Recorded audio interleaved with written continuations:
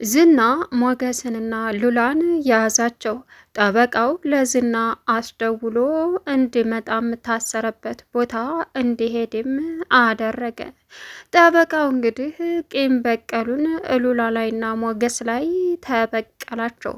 ሁለቱም በሚያሳዝን ሁኔታ አሁን ላይ ዝና እጅ ተይዘው ይገኛሉ። ይህንን የሰሙት መድብልና ብሩኬ የመጨረሻም አዘኑ።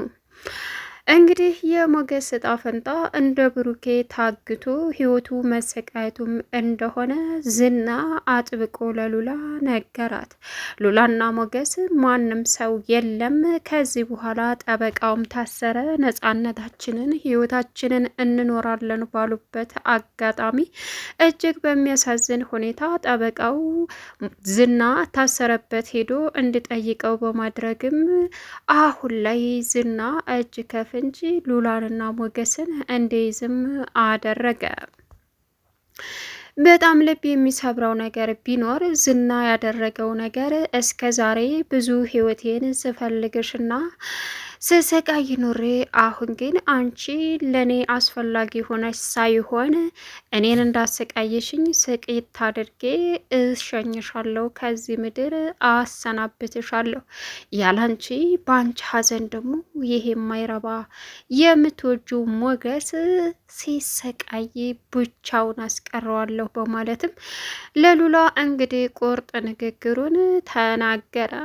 በእርግጥ መድብልና ብሩኬ በፍጹም ሞገስን ለብቻው እንደማይተውት ምንም ጥርጥር የለውም። ግን ደግሞ ለጊዜው ምንም ማድረግ አይችሉም።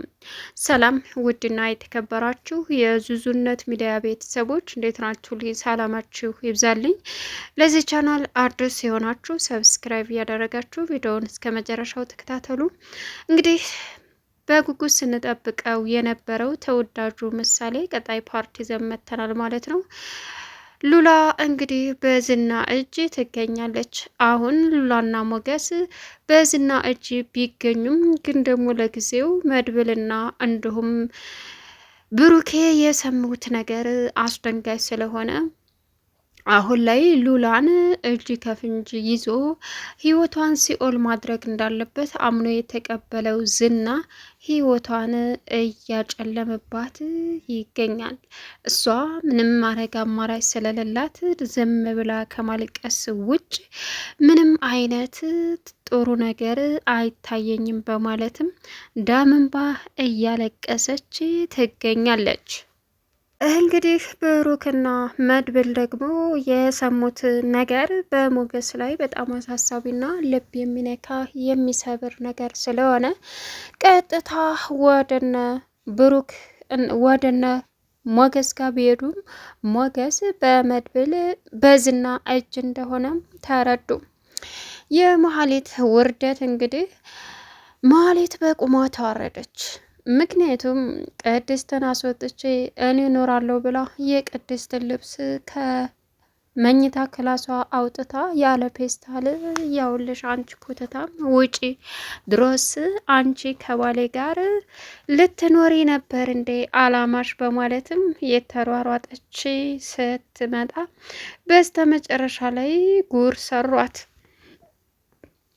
ቅድስት እንግዲህ ባላሰበችው ሰዓት ቅድስት የመጨረሻ ስለተናደደችም በጣምም ስለከፋት በብሩኬ እንዴት እንደዚህ ያደርጋል በማለትም እጅግ ከምንም በላይ ንዴት ውስጥ ገብታም ስለነበረ በኋላ ላይ ግን ይቅርታ ፕራንክ ያደርገሻል በማለትም ቅድስትን በድጋሚ ሰርፕራይዝ አደረጓት። ቅድስት የመጨረሻ የተናደደችው ነገር ቢኖር እንግዲህ ለእሷ ብሎ እኔን እንደዚህ ካደረገ ምንም አማራጭም ሆነ ምንም ነገር አይጠበቅብኝም፣ ከዚህ ቤት ወጥቼ መሄድ ነው ያለብኝ የሚለው ነበርና አሁን ላይ በሚያሳዝን ሁኔታ ቅድስት ልቧ ቢሰበርም ግን ደግሞ ፕራንክ ነው ስትባል የመጨረሻም ተደሰተች።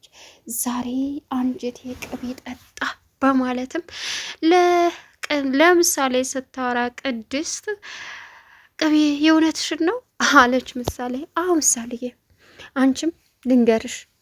እንዴት? ስትባልም ከዚህ ቤት ወታ መሄድ አለባት። እዚያ አልጋ ላይ ቅድስትና ምሳሌ እንዲሁም ብሩክ ናቸው መተኛት ያለባቸው በዩ በማለትም ምሳሌን ወደ ብሩክ በመላክ እንዲሁም ደግሞ መድብልና ምሳሌ በመመካከር ቅድስትና ብሩክ አንድ ጋር እንዲተኙ እንዲሁም ምሳሌ ፈቀዱ። ብሩክም እሺ በማለትም ተስማማ። እምቢ ማለት ስለማይቻል ሶስታቸውም ዘልጋ ላይ ነው የምተኙት ማለትን አስወጥታችሁ ሲላቸው መድብል እሺ ብለው ተስማሙ። ጠበቃው እንግዲህ ሉላን በመጣበት እዚህ የሆቴል ቤት ስለሆነ ማንም የለም ሲላትም የውጩ ሲቆረቆር እኔ የማውቀው ነገር የለም እባክህን ተወኝ እያለችው እያለ እሱ ግን ለዝና በፍጥነት ደውሎ ሉላ ያለችበትን ነገር ልንገርህ ቦታውን በማለትም ሉላ ያለችበትን ጠቁሞ ነገረው። በዚህን ሰዓት ዝና እንግዲህ ሉላን የማፈላለጉ እውነታ አንድ ብሎ ጀመረ። በጣም በሚያሳዝን ሁኔታ ያለችበትን ቦታ ሰውየው በግልጽ ስለጠቆመው ያኛውም ደግሞ እስር ቤት ቢገባም ግን ደግሞ ሉላንና ሞገስን መበቀል ስላለበት አሁን ላይ ውርደቱን ቢከናነብም ይዤ ልሞት በማለትም የጠበቃው ሚስት የባሏን እውነታ እንግዲህ በአይኗ እንድታይም አደረጉ። ዳጣና ሞገስ ከውጭ ሆነው ሉላ የምታደርገውን በኢርፎን እያዳመጡ ነበረ። በዚህን ሰዓት ሉላ እንግዲህ ጠበቃውን ቆይ ትንሽ እንቆይ እያለች ካቆየች በኋላ የምትፈልገውን ነገር አደረገች። እሱ በፖሊስ ሲያዝላት እሷ የመጨረሻ ደስተኛም ሆነች። አሁን ላይ እንግዲህ ደግሞ አሳሳቢውና አስከፊው ነገር ቢኖር የሚያሳዝነው ዝና ያሉበትን ቦታ በማወቁና እዛ ስህተት ብሎ በመሄዱ ነው። እንግዲህ መድብል ብሩክ ሞገስን ለብቻዋ አልተውም በማለትም ጠበቃውን ለመበቀል ዘው ብሎ እቤቱ ድረስ በመሄድም ፖሊስ ይዞ እሱ እጅ ከፍንጅ እንዲያዝ በማድረግም ነጣ ያወጣቸው ያክል ቢሰማውም ነገር ግን ለዝና ጠበቃው ደውሎ በመናገሩ አሁን ላይ ዝና እነሱ ያሉበት ድረስ ሰተት ብሎ መጣ። ግን ደግሞ አማራጭ ስለሌላቸው በዝምታ ሁሉንም ነገር ይዘውታል። መድብልና ብሩክ ስለተፈጠረው ነገር ዝና አርፈ ብትቀመጥ ይሻላል፣ ካልሆነ ግን የመጨረሻ ትልቅ ወጥመድ ውስጥ ትገባለህ ቢባልም ለስንት ጊዜ እሷ የኔ ሚስት መሆን ባትችልም ከዚህ በኋላ የትም ተልከስክሳ አልፈልጋትም፣ ግን ደግሞ የመጨረሻ መጠቀሚያ ያደርጋታለሁ። ህይወቷን ሲኦል አድርጌ ይህንንም ወደድኩ ብላ ተደብቃ እንዳይጥ የኖረችለትንም ወንድ ምሽኔውን ቆርጬ አበላዋለሁ እያለ እየዛተ ይገኛል። ግን ደግሞ ይህንን ያስፈራቸው እነ ብሩክ አጠናክረን ወንጀሉን ሁላችንም ነፃ ለመውጣት ስንል ዝናን ማስያዝ አለብን በማለትም እንግዲህ እውነታውን ለፖሊስና ለህግ አካል አመልክተን የሰው ልጅ በሙሉ ነፃ እንዲኖርና ሉላና ሞገስም የነፃነት ህይወታቸውን መኖር ይገባቸዋል፣ ይሄን ነገር ማቋረጥ አለብን በማለትም እንግዲህ ሁለቱ በመመካከር ዝናን ወንጀሉን አጠናክረው እስር ቤት ለመክተት ሁላቸውም አንዱ ምስክር አንዱ ከሳሽ ሌሎኞቹ ደግሞ ምስክር ሆነው የዝናን ህይወት ሲኦል ማድረግ አለብን እያሉም እንዲሁም ደግሞ እዛ ባዶ ቤት የሚያሰቃዩትን ትህትናን ነፃ እናወጣለን ብለው ያመኑት እነ ብሩክ እንግዲህ ስራቸውን ጀምረዋል። ግን ደግሞ አሁን ላይ መድብል እየተከታተለ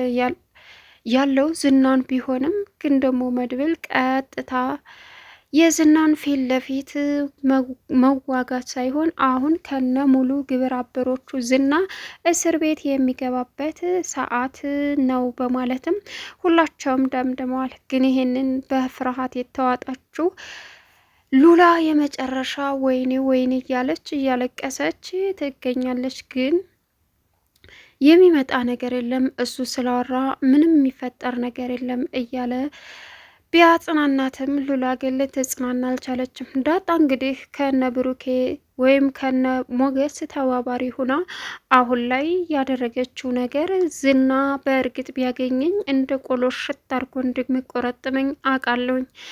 ግን ደግሞ ከዚህ በኋላ ሁላችንም የምንችለውን አድርገን ከዚህ ከሰውዬ አረመኔነት ነፃ መውጣት አለብን እየተባባሉ ይመካከራሉ። ግን አጋጣሚውና አሳሳቢው ነገር አሁን ላይ ለሉላ ትልቅ ጨለማ ውስጥ መልሳ ያንን ያሳለፈችውን ህይወት የምትኖር አይነት መስሏት እር እያለች እያለቀሰችም ትገኛለች። ቅድስት እንግዲህ በደስታ የምታደርገው ነገር አሁን ላይ የቤቱ ባለቤት እኔ ነኝ ከዚህ በኋላ አሁን መሀሌት እየተበቀለች ያለችው በጣም በሚያሳዝን ሁኔታ መሀሌት እንግዲህ እኔ ላይ እንደተጫወታችሁ እናንተም ህይወት ላይ የመጫወት መብት አለኝ። እኔ እዚህ ቤት የምቀመጠው መሄጃ ስለሌለኝ እንጂ አልበለዛ እናንተን በቀል ነበር በማለትም መሀሌት አሁን ላይ እጅግ በሚያሳዝን ሁኔታ ለዝና ተባባሪ ሆነች። እስከ ዛሬ ብሩክን የራሷ ለማድረግ ነበርና ግን ደግሞ ይቺን ደነዝ ቅድስት የምትባለን ከነ ነብሷ ቀብሬ ማንነቴን አሳይቼ እንግዲህ እኔ እሷን ምን ማድረግ እንዳለብኝ አውቃለሁ። ከዛ በኋላ ብሩክን የራሴ አደርጋለሁ እያለች መሀሌት ትገኛለች።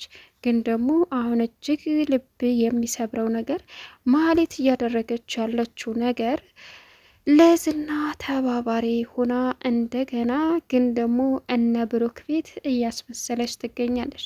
ብሩክም እውነቷን ነው እያለ ቢልም ግን እውነቷን ነው ወይ እያለ ጥያቄ ቢፈጥርበትም ግን ደግሞ እሱ እያዳመጣት መሆኑን ስለተረዳች በሚያሳዝን ሁኔታ ሀሳቡን እየቀየሰ ትገኛል። አንቺ ሙሀይም ደንቆሮ አንቺ ነሽ እኔን የልብ የልብሽን የምትናገሪው በማለትም ዝና ስልኩን ዘጋባት።